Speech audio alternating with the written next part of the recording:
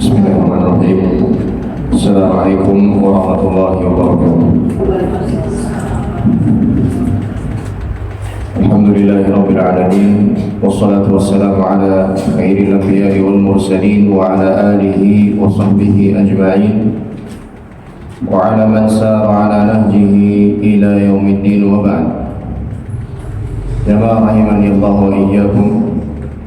Kita masih dalam pembahasan kaidah yang kelima. Kaya yang sesungguhnya adalah kayanya hati, pada halaman 67.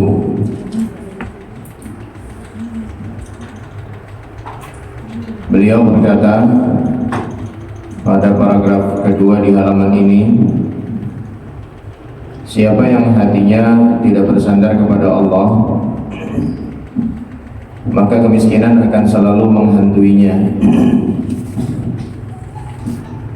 Hatinya akan selalu diliputi kekhawatiran akan kemiskinan. Hatinya tidak akan pernah merasa cukup dengan apapun. Hatinya tidak akan pernah puas terhadap dunia. Bahkan sekalipun ia banyak hartanya, yang ada dia akan membahayakan dirinya sendiri. Ini ketika seorang hamba bersandar kepada selain Allah Subhanahu wa ta'ala, dia tidak akan benar-benar merasakan ketenangan itu dalam hal apapun itu. Ketika dia mengandalkan hartanya, yakinlah dia tidak akan tetap mendapatkan ketenangan itu. Bahkan boleh jadi malah terus dihantui dengan ketakutan. Ketika harta itu belum dia dapat, dia takut tidak bisa mendapatkannya. Ketika harta itu sudah dia dapat, dia takut kehilangannya. Bukan berarti kita tidak boleh mencari harta, dan bukan berarti kita tidak boleh jadi orang kaya, bukan. Tetapi maksudnya jangan sampai lupa bahwa kekayaan yang sesungguhnya, yang benar-benar menenangkan batin kita, adalah saat kita bersandar penuh hanya kepada Allah Subhanahu wa ta'ala. Tentu sambil kita juga melakukan usaha-usaha yang diperintahkan oleh Allah Subhanahu wa ta'ala. Misalnya ada sebagian kita yang mungkin saat ini diuji oleh Allah Subhanahu wa ta'ala, sudah sekian tahun berumah tangga, belum juga dikaruniai momongan oleh Allah Subhanahu wa ta'ala. Maka sambil berusaha melakukan terapi ini, terapi itu misalnya, jangan sampai lupa terus bersandar dan mengandalkan Allah Subhanahu wa ta'ala dalam usaha-usahanya tersebut, hingga apa? Ketika sudah berulang kali mencoba ikhtiar ini dan itu, namun belum juga menjumpai hasil yang diharapkan,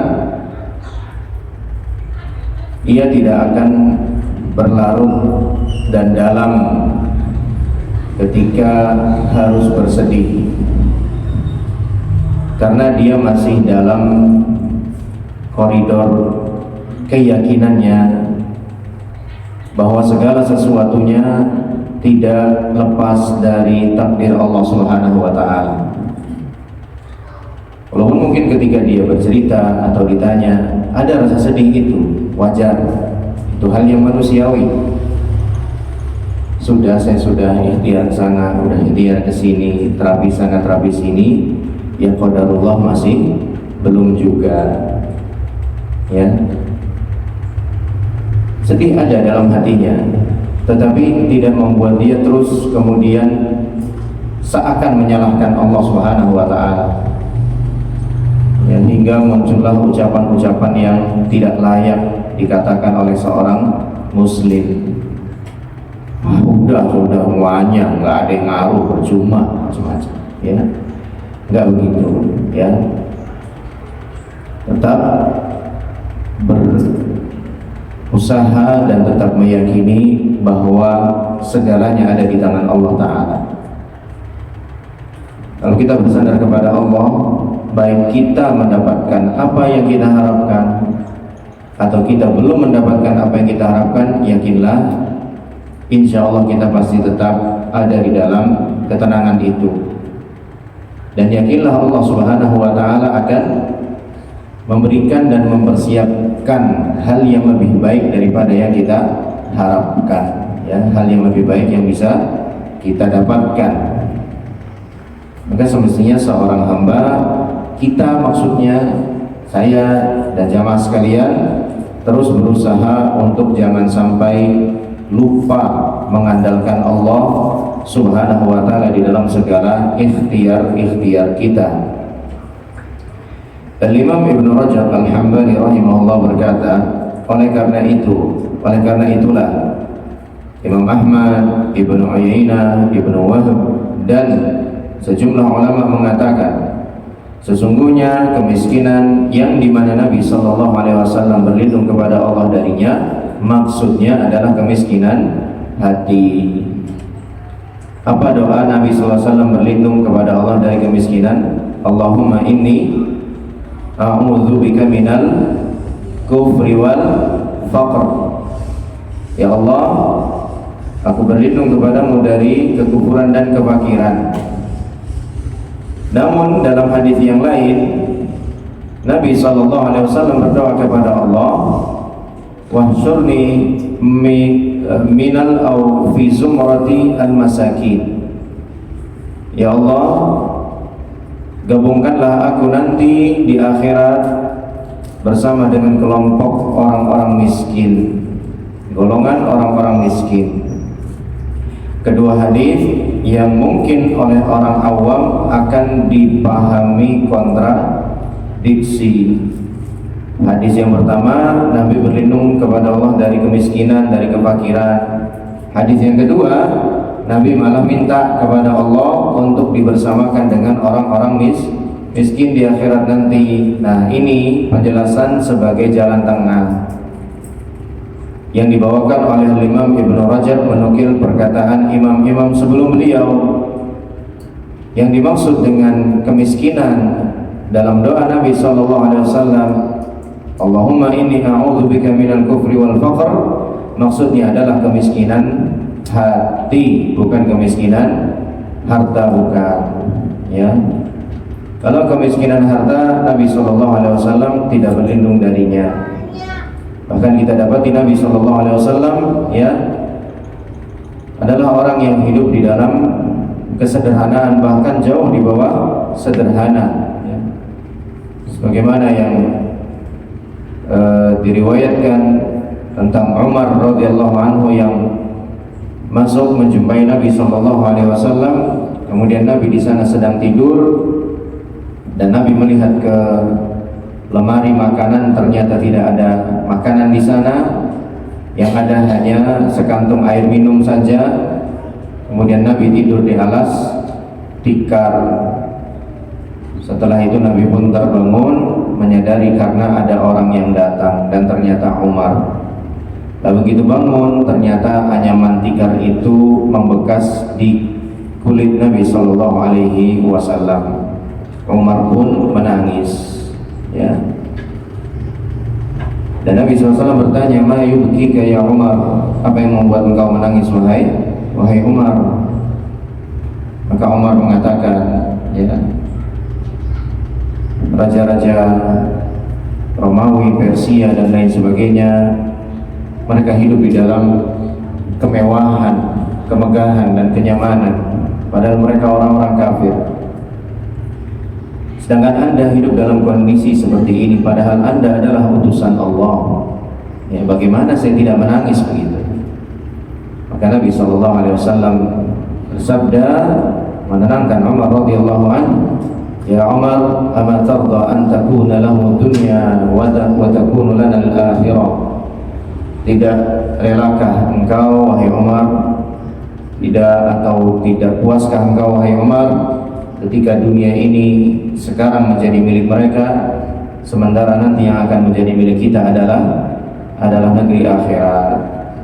Ya, maka Umar radhiyallahu anhu pun mengatakan, ana radit ya Rasulullah, saya rela wahai Rasulullah sallallahu alaihi wasallam. Dikatakan dalam sebuah syair, ya ghaniyan bid-dananir muhibbullahi aghna, wahai orang yang kaya harta, sungguh orang yang mencintai Allah adalah orang yang lebih kaya darimu.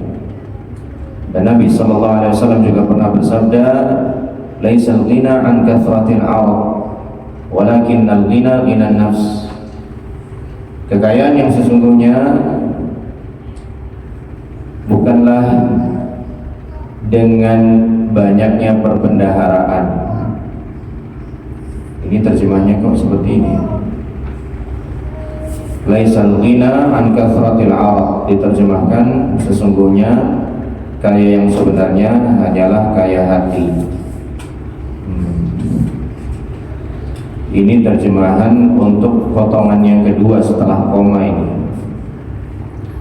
Terjemahan sebelum koma itu laisal ghina an kathratil 'arad, ya,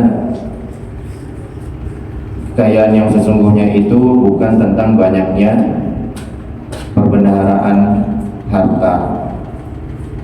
Baru walakinnal ghina ghinan nafs, sesungguhnya kekayaan yang sebenarnya adalah kekayaan hati. Ya, jadi ini kayaknya terlewat tidak diterjemahkan yang sebelum koma.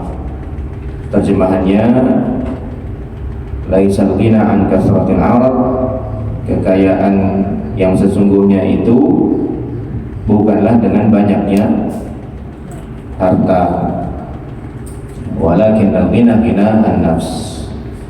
Benarlah sabda Rasulullah sallallahu alaihi wasallam. Gak jarang kita lagi minus, ya, atau setidaknya defisit keuangan, katakanlah begitu, tapi alhamdulillah masih diberikan ketenangan oleh Allah Subhanahu wa taala. Itu tentu merupakan kenyamanan yang luar biasa. Di mana di sisi lain kadang orang lain atau bahkan kita sendiri pernah mengalami kondisi sebenarnya serba kecukupan, bahkan surplus, katakanlah begitu, tapi kok nggak tenang juga, ya. Artinya apa?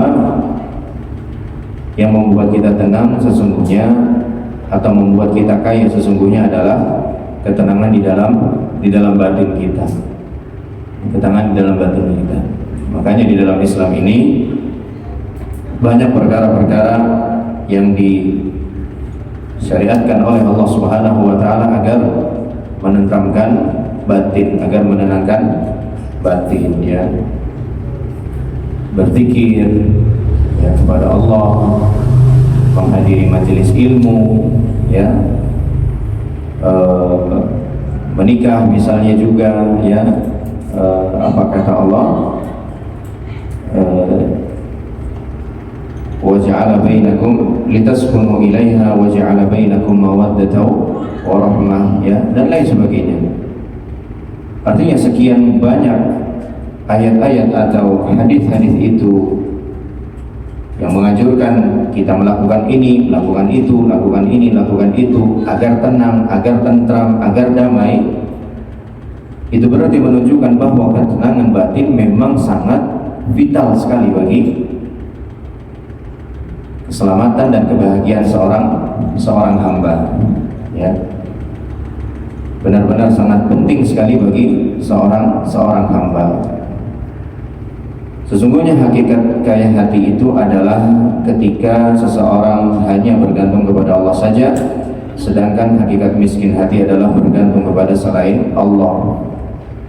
yang bahkan Allah katakan terhadap orang-orang musyrik itu dha'fat talibu wal matlub, yang menyembah, yang disembah sama-sama lemah, sama-sama miskin, sama-sama nggak punya.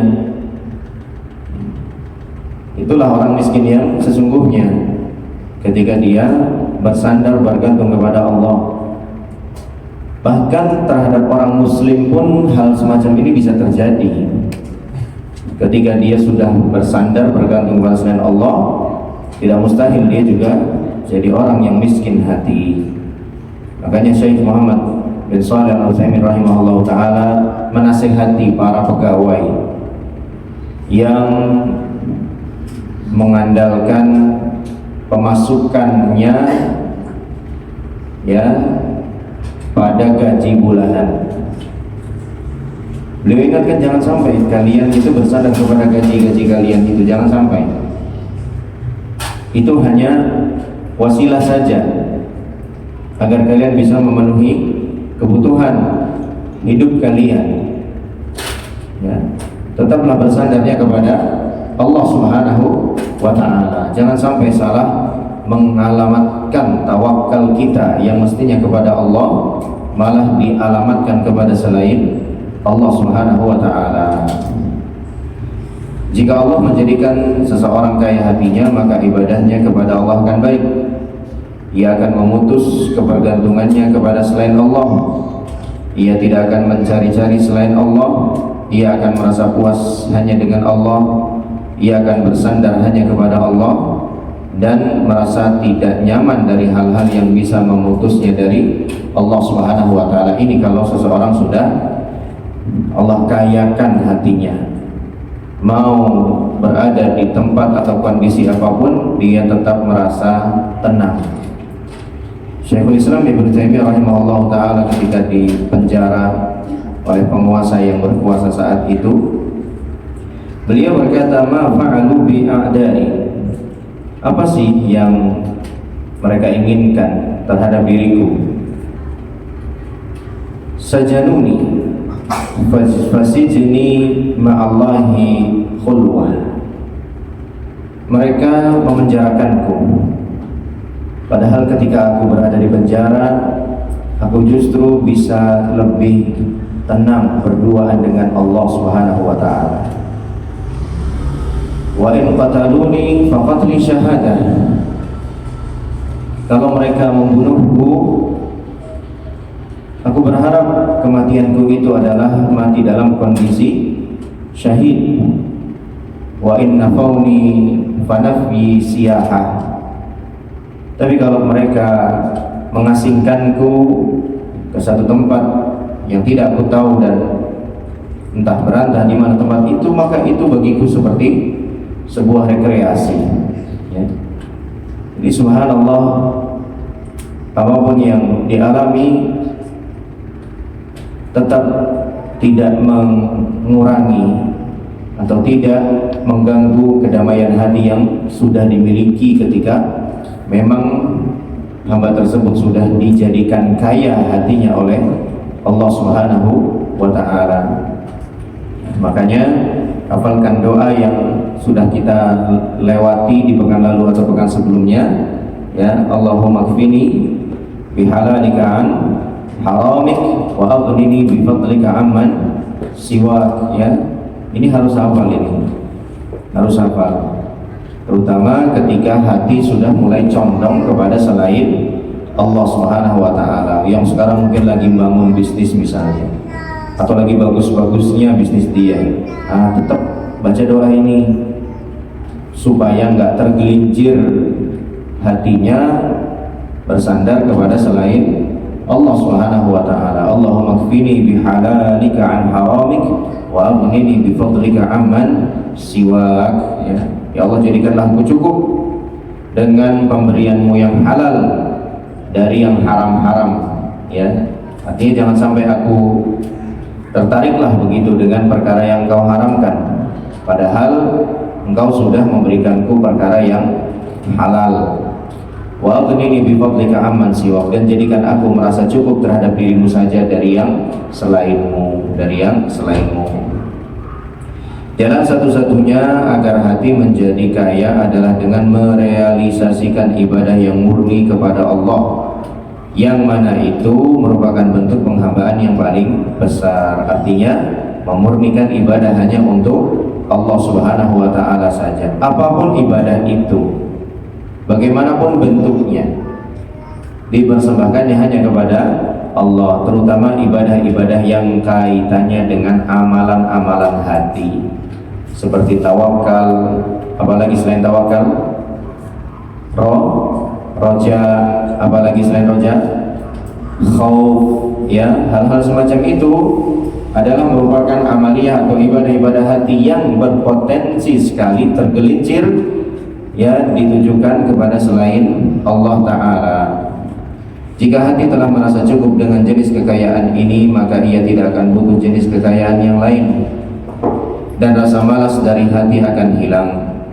Hatinya akan disirami dengan air kehidupan yang telah Allah turunkan ke dalam hati para nabinya, yaitu berupa wahyu. Lalu hatinya menumbuhkan berbagai tumbuhan yang baik, sehingga ketika itu hatinya benar-benar tunduk karena terikat dengan kecintaan, ketakutan, dan rasa berharap hanya kepada pemilik hatinya yang sebenarnya, yaitu Allah Subhanahu wa Ta'ala. Dengan cara menunaikan hak-hak Allah, melaksanakan perintahnya, dan hatinya ridho kepada Allah Subhanahu wa Ta'ala, sehingga Allah pun ridho kepadanya. Ini caranya. Di awal paragraf tadi beliau mengatakan satu-satunya cara agar hati menjadi kaya adalah dengan merealisasikan ibadah yang murni hanya kepada Allah. Ini di garis bawah ini ditandai, adalah dengan merealisasikan ibadah yang murni kepada Allah. Ini satu-satunya cara. Terus gimana penerapannya? Di paragraf, di akhir paragraf, ya, di ujung paragraf ini, yaitu dengan cara menunaikan hak-hak Allah, melaksanakan perintahnya, dan hatinya ridho kepada Allah Subhanahu wa Ta'ala. Apa kata Nabi sallallahu alaihi wasallam?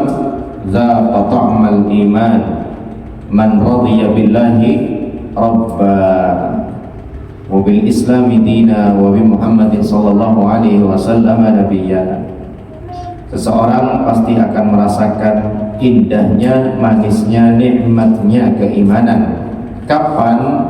Saat dia benar-benar ridho Allah menjadi Tuhannya, Islam sebagai agamanya, dan Muhammad sallallahu alaihi wasallam sebagai nabinya.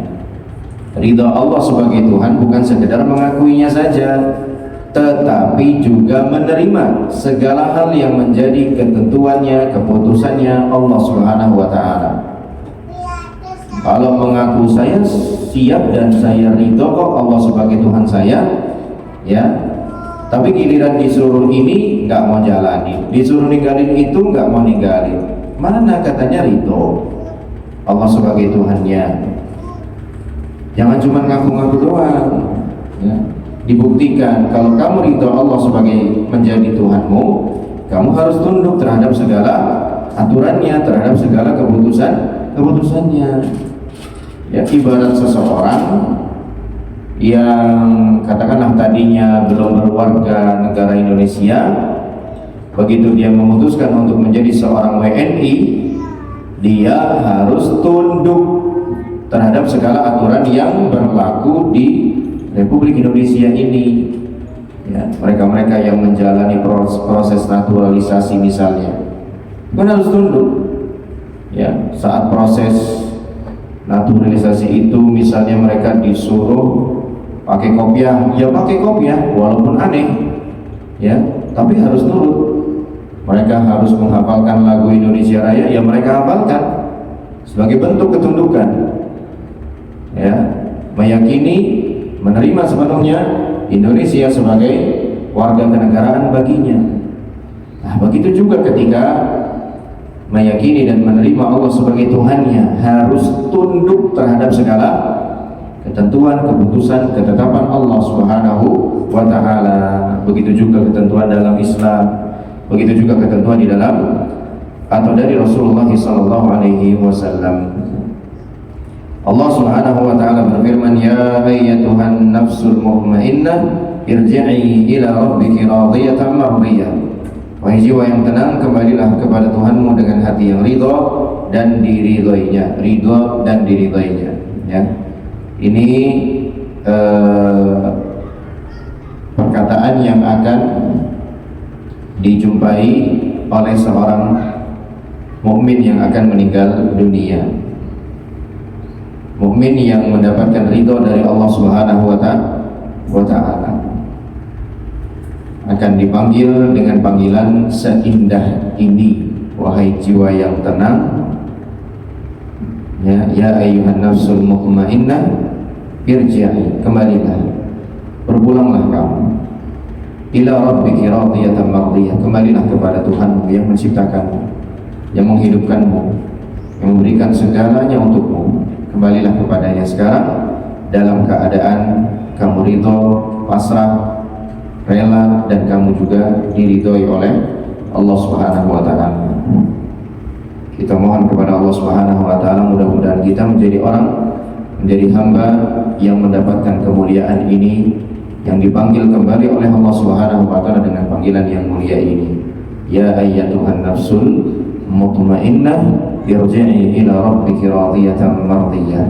Wahai jiwa yang tenang, kembalilah kepada Tuhanmu dengan hati yang ridha dan diridhai oleh Allah Subhanahu wa taala.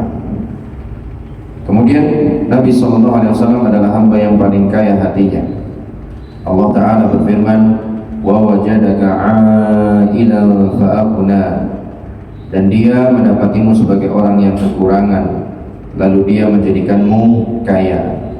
Pendapat yang benar, wallahu a'lam bis-shawab, bahwa kaya yang dimaksud di dalam hati ini itu berlaku umum, mencakup dua macam kekayaan. Allah menjadikan beliau kaya hatinya, dan Allah menjadikan beliau kaya hartanya, ya.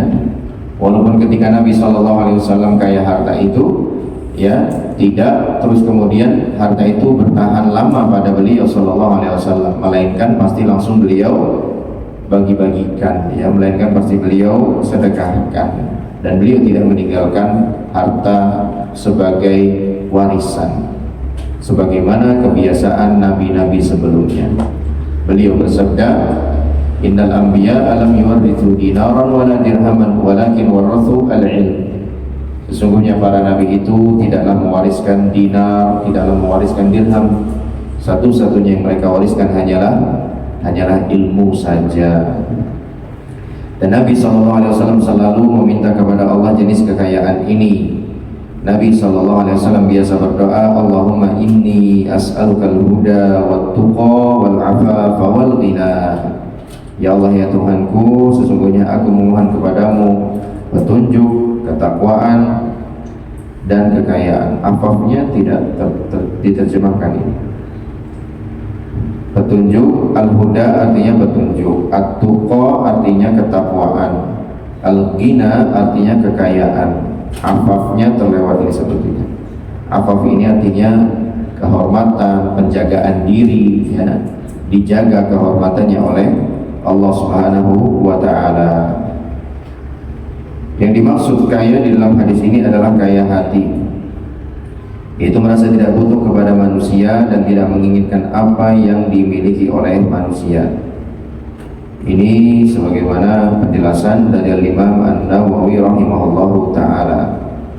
Dari sini kita tahu bahwa kaya harta adalah satu hal, sedangkan kaya hati adalah hal lainnya. Dan tentu yang paling penting dari kedua hal tersebut adalah kaya hati. Kalau harus milih, ya, pasti orang akan milih kaya hati dibandingkan kaya harta. Udah pasti itu. Karena ketika seseorang mengejar kekayaan harta, finishnya yang dia inginkan adalah kekayaan hati, ya. Dia biar apa jadi orang kaya? Biar apa punya pekerjaan yang begitu menjanjikan bagi dia dan bagi masa tuanya, supaya hatinya tenang. Kan ujung-ujungnya hati juga, ya. Dan kalau seandainya seseorang disuruh milih kaya hati tapi tidak kaya harta, ataukah kaya harta tapi tidak kaya hati? Insya Allah pasti semua orang milih yang pertama, ya. Mendingan kaya hati walaupun tidak kaya harta, ya. Itu pasti lebih banyak dipilih oleh orang, karena memang itu yang menjadi inti kebahagiaan seseorang, ya. Inti kebahagiaan seseorang. Adapun kaya harta duniawi maka secara zatnya itu tidak dipuji dan tidak pula dicela, alias netral-netral saja. Tapi yang menjadi barometer adalah adalah hati yang mengiringi kekayaan harta tersebut. Kaya harta jika dibarengi dengan kaya hati maka menjadi terpuji. Nah, ini yang paling diinginkan. Oh, saya mau pilih yang ketiga, apa? Kaya harta juga kaya hati. Itu kalau bisa, ya. Kalau bisa tentu itu insya Allah lebih baik, ya. Tapi kan nggak selalu bisa.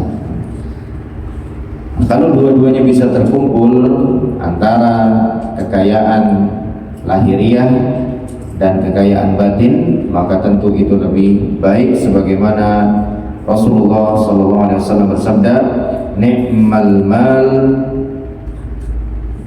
Ini kayaknya kurang. Ni'mal mal al-malus salihu. Ni'mal mal al-malu, al-malnya dua kali, gak ada b-nya juga kayaknya. Ni'mal mal al-malus salihu lirajulis salihi. Sebaik-baik harta adalah harta yang ada di tangannya orang soleh, ya. Jadi dalam hal ini terkumpul dua kebaikan, yaitu adanya harta dan adanya kesolehan, di mana kesolehan itu merupakan representasi dari kekayaan hati. Orang yang soleh insya Allah pasti ditenangkan hatinya oleh Allah Subhanahu Wa Taala, ya. Semakin dekat kita dengan Allah Subhanahu Wa Taala, semakin kita ditenangkan oleh Allah Subhanahu Wa Taala, dan semakin jauh kita dari Allah Subhanahu Wa Taala, kita akan juga jauh dari ketenangan itu. Karena yang namanya ketenangan adalah mauhibah, adalah karunia, adalah pemberian, ya. Kita cuma bisa mengusahakannya saja. Kita diberikan atau tidak diberikan itu kembali kepada keputusannya Allah Subhanahu Wa Taala. Adapun jika kaya harta dibarengi dengan hati yang miskin, maka kekayaan tersebut hanya akan menjadi petaka bagi pemiliknya, akan menjadi bencana, akan menjadi musibah bagi pemiliknya, ya. Bahkan boleh jadi malah menghilangkan ketenangan batinnya, ya. Warung yang di sana gimana, berkembang nggak ya? Cabang yang di sana gimana pendapatannya? Ya, meningkat enggak, dan seterusnya, terus saja pikirannya enggak jauh dari hal-hal tersebut. Kelihatannya isi rekeningnya Masya Allah, tapi ternyata batinnya enggak pernah tenang, ya. Ternyata batinnya enggak pernah tenang.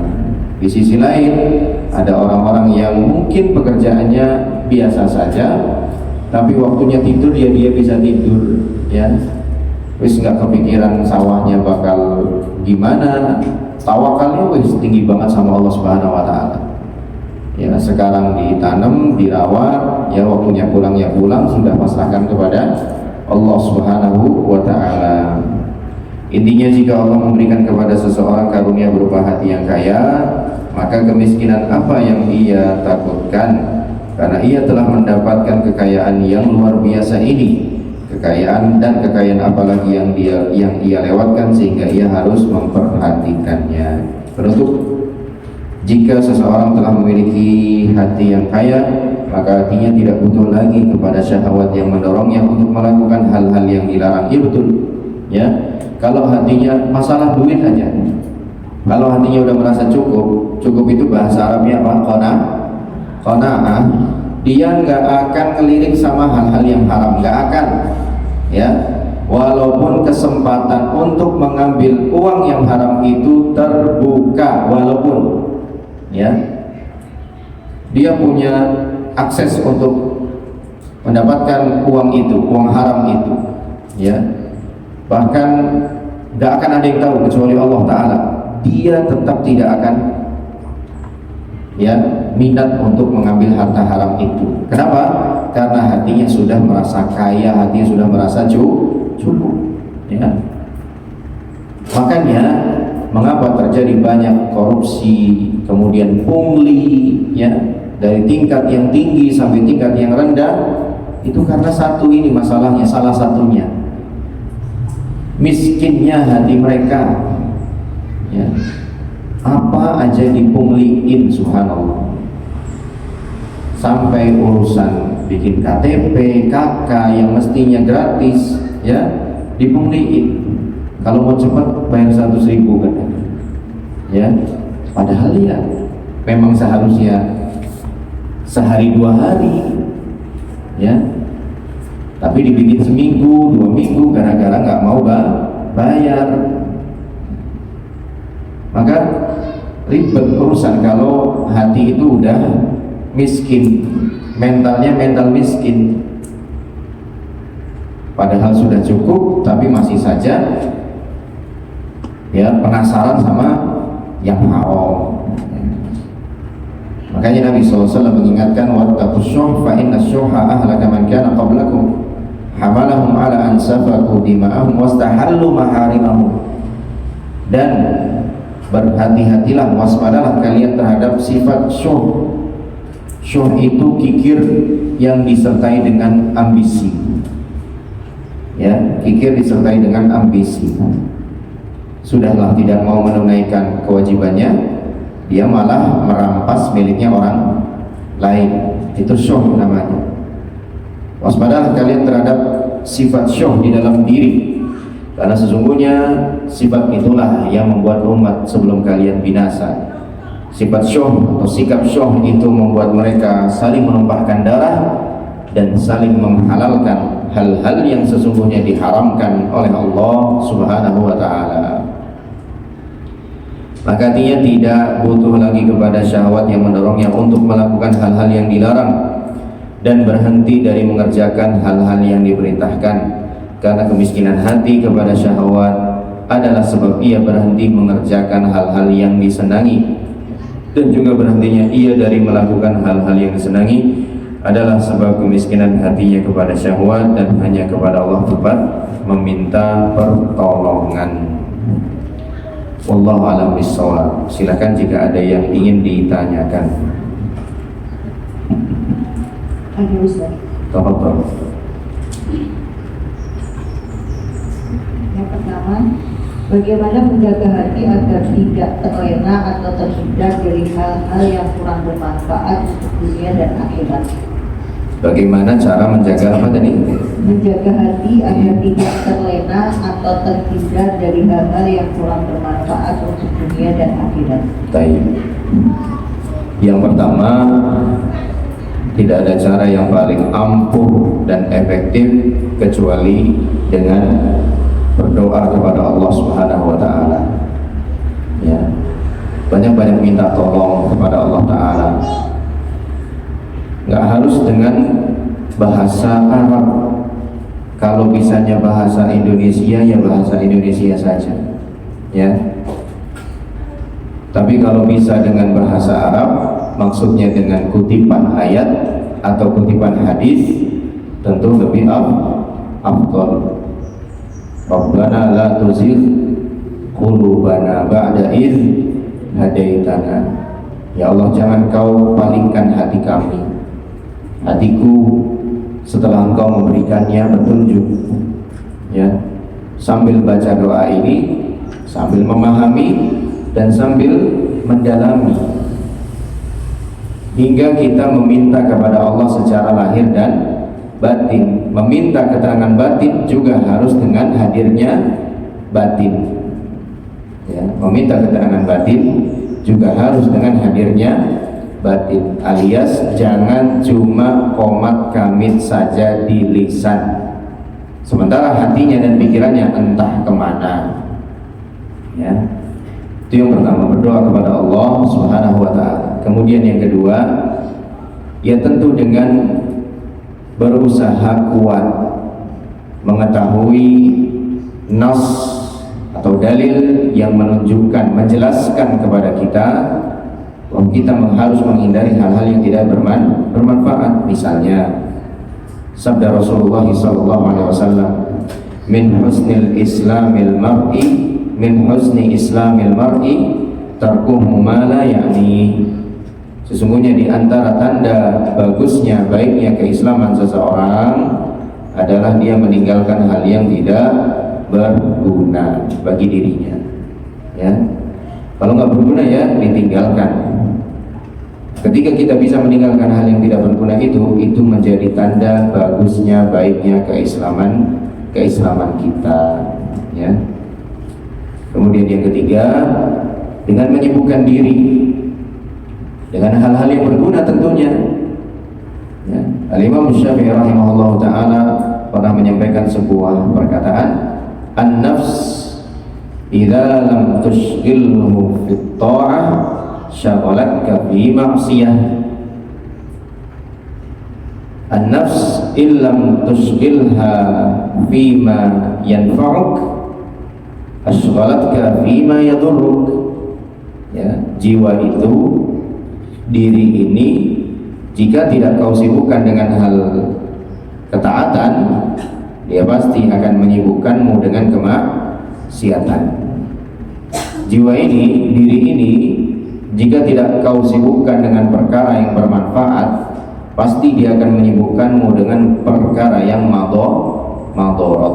Ya, jadi tiga itu setidaknya, ya, yang insya Allah bisa membuat kita lebih kuat, istiqomah di dalam menjaga kondisi hati kita. Berdoa kepada Allah, kemudian mengetahui dalil-dalil yang mengajarkan kita untuk meninggalkan perkara yang tidak bermanfaat, dan yang keempat, yang ketiga, menyibukkan diri dengan perkara yang bersifat ketaatan atau bermanfaat untuk kita. Wallahu a'lam bishawab. Minimal manfaat duniawi. Ya, minimal manfaat duniawi.